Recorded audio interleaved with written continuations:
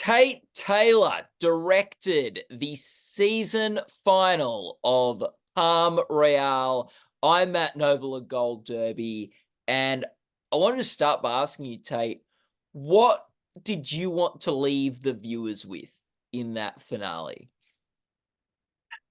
That as much as you think you have figured out these people of Palm Beach, we're going to once again raise the bar and raise more questions that must be answered.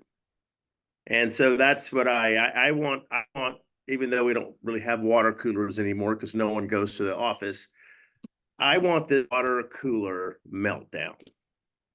Yeah. Did that really happen?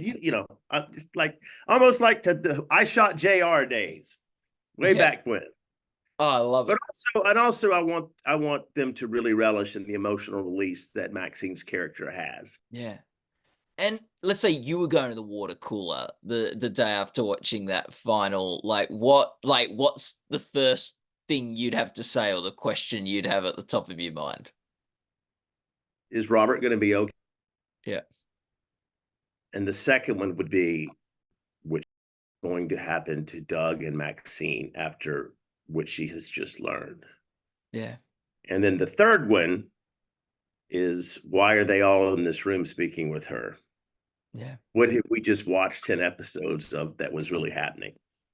Yeah. Which we tease in the pilot.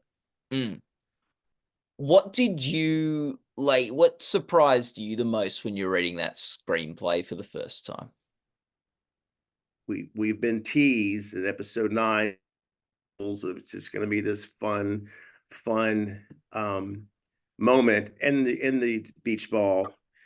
But when I read the script and realized what was going to happen, I realized Kristen and I are going to need to really trust each other, plan this camera-wise like a battle to decide and then when we're not and when we can start over. It was that scene.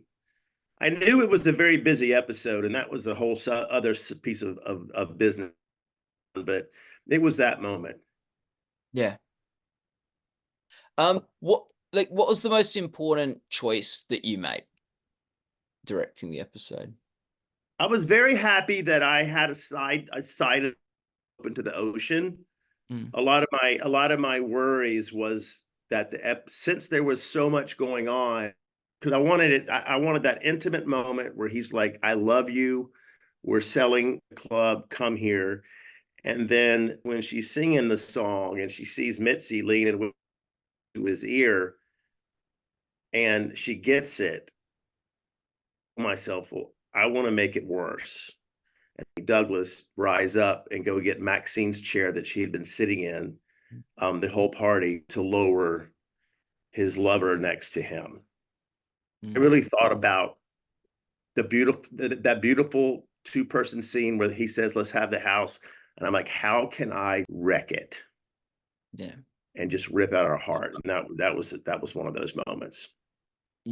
Well, as you say, the final, a lot is happening, and particularly in those and particularly in those final sort of moments and the final sort of sequence, there's a lot going on. How do you make sure, when you're directing it, that every moment served properly when a lot's going on?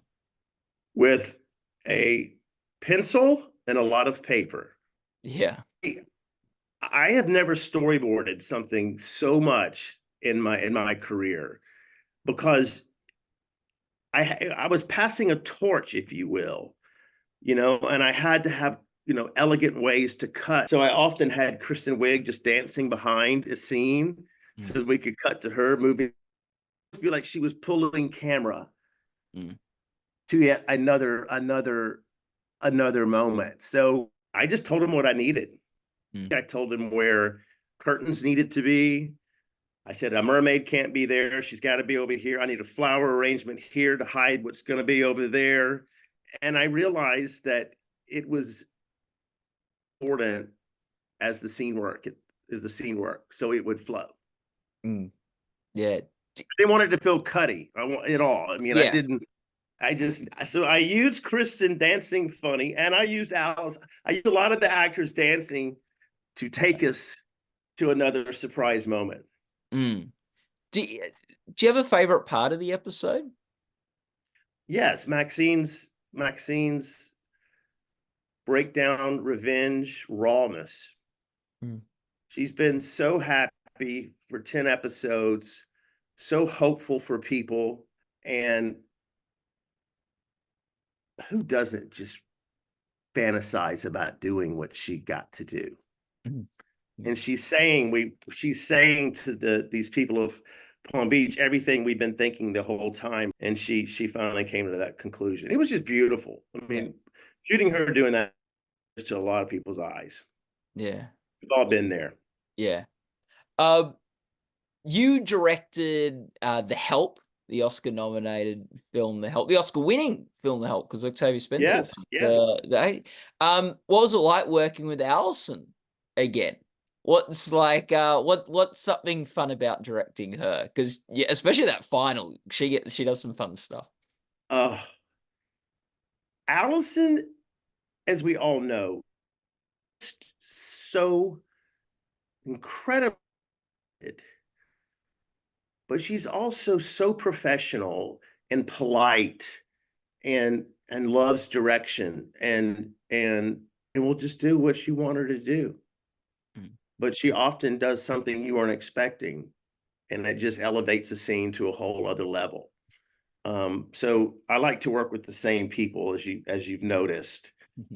She just brings a regalness to things. She's the sweetest person in the world. So to see her play angry and mean is just and do it so naturally, I just can't say enough about her. Mm. Oh, it's good. And I guess like The Help's a film and Palm Royale's a show, very different stories, but real like stories where women are at the center. Yeah, do you see any through line between those two projects in terms of like, women having a strong voice? Well, I've said often that I think female characters are more interesting than male characters just because of the set of rules that are part of this world that they have to navigate through. I mean, it is a man's world, and so I always like female characters. But Maxine, like Skeeter in The Help, she's just trying to get to New York to be a writer. Mm. Maxine, Southern as well, is just trying to make people love her and feel a part of something. So, and in both films, it's really funny and it's true. In both films, most of the women did not want them to succeed and tried to stop them at every level that they would cross. Mm. Um, it felt like a warm bath being with all the colors again and the set deck and the costumes and the hair. It's fun to play in that period. So it Yeah. was good to be back there again, not dealing with cell phones and texting and Mm. just the way you can tell a story without modern technology. Yeah. What do you love about filmmaking, Tate? My absolute favorite part is working with the actors. Mm. That's where the magic happens. That's where I don't like to do a ton of rehearsals at all because I want it to be raw. And that's where happy accidents happen. Mm. That's where I realize if we add this extra line or this extra beat, it's going to have a much greater effect. That's my favorite part, being observant of the scene work and morphing and changing it. Mm. In Palm Royale, can you think of a moment of magic like that? Um, I really was excited for and proud. I did episode 2 as well when Maxine has just bought the $75,000 cat that she owns, Mm. and we get to hear from her why she's doing this, and it's for Douglas. And she's so emotional and she's so raw. I told her I kept thinking about Sally Field's performance in Steel Magnolias at the graveside. Mm. And Kristen went, well, thanks a lot. No pressure there. And I said, no, it's the movement. She was a lot of her angst and sadness. She had to move. And and then, planning that with her movement with her and Laura Dern's character, it was a dance. Mm. And that I was really proud of that because Kristen did such a great job. And we really understood. It was important for me that the audience doesn't just think she's silly. She really is doing this for love. Mm. And we know the secret that she can't have children. So that was one of my proudest moments. Oh, that's cool. And like you did direct the first 2 episodes of the Right. series as well as the final. What's that like, establishing the tone and world of a show directorially, having other directors come in and continue on with that, Yeah. and then come back at the very end to tie it all up? And be there every day watching other directors. Yeah. It's interesting. I love the challenge of setting the tone. I mean, I love casting so much.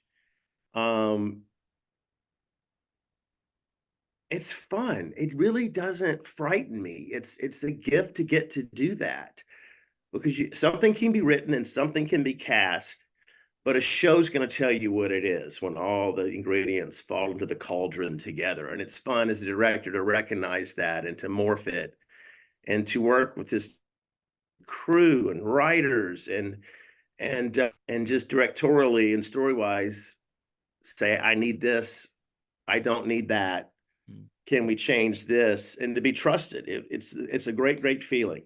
And funny enough, I haven't felt this way since The Help. It was a bunch of talented people coming together and going, what you need. Yeah. And then the flip side of that is me telling people, costumes, I love it. Do what you think is great. And if it's not great, we'll change it then. Yeah. What do you have a like fond, like what's stayed with you from The Help all these years later? This is same with this show. It was so fun shooting it. And since we shot it in a small town, we were all together every night for dinner. It's much like the way Robert Altman would work. It's the way I like to work. You don't get to do it as much in LA or New York, but we're a troupe, we're a team. And at night, even though the lights are turned off, we gather and we keep talking about our work, over bread, wine, steaks, and it doesn't feel like work. Yeah. It Oh, feels like a trip with a bunch of people you love. yeah, like a community, like it's really Yeah. lovely. Yeah. Was there a moment when you realized you wanted to make films and tell stories? Yeah, it was a moment when I was doing the Groundlings program. I moved to LA with the intent of becoming a Saturday Night Live cast member. Yeah. I had never directed. And I was doing the Groundlings. Melissa McCarthy was in my cast, and I kept writing sketches that I was not in. And that's the opposite of what you were supposed to be doing. And one of my teachers at the Groundlings goes, I think you're just like making people do stuff that you think is funny. I said, I think you're right. And so I made my first short film and I had all my friends in it. Allison, Octavia, Melissa was in it. It cost $45,000 because I shot it on film because video wasn't together.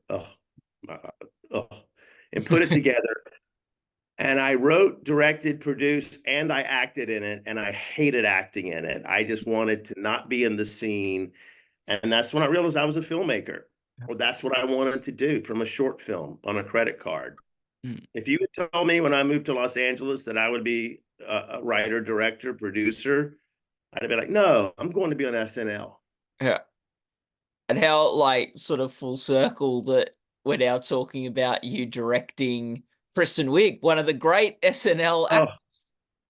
I used to go to the Groundlings anybody listening to this, if you can, go to the Groundling shows. They are just a riot. Yeah, I would watch. She used to do this flight attendant skit at the Groundlings. I think she brought her to SNL. But you're right, it's so funny. Yeah. One of the queens of the Groundlings, I directed.